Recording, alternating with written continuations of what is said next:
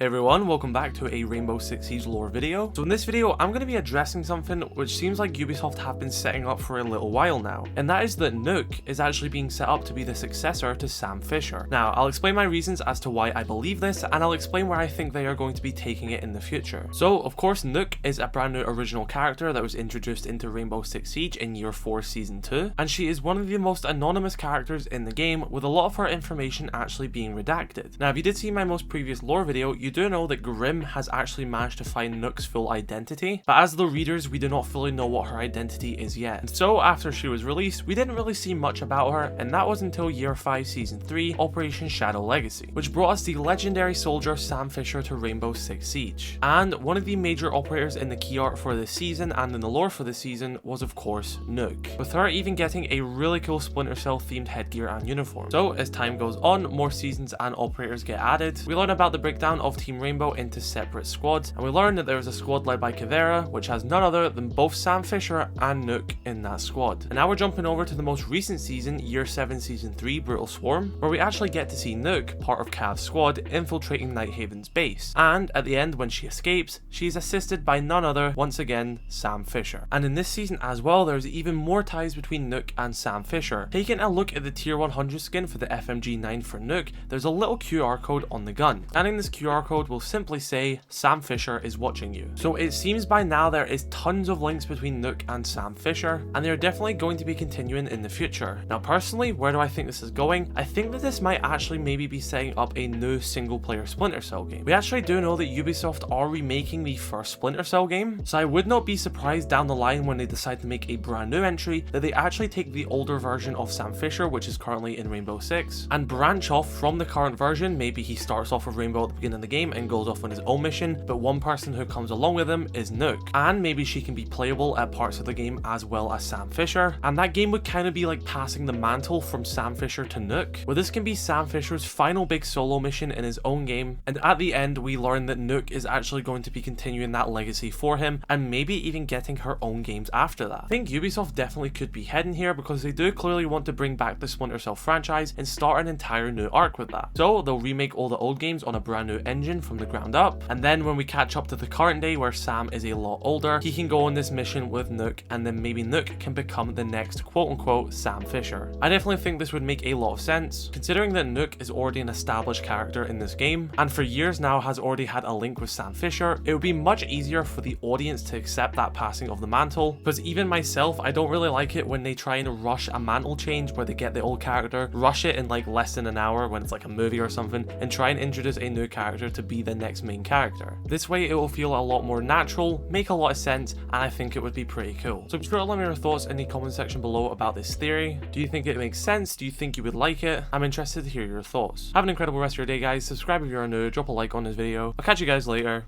Peace.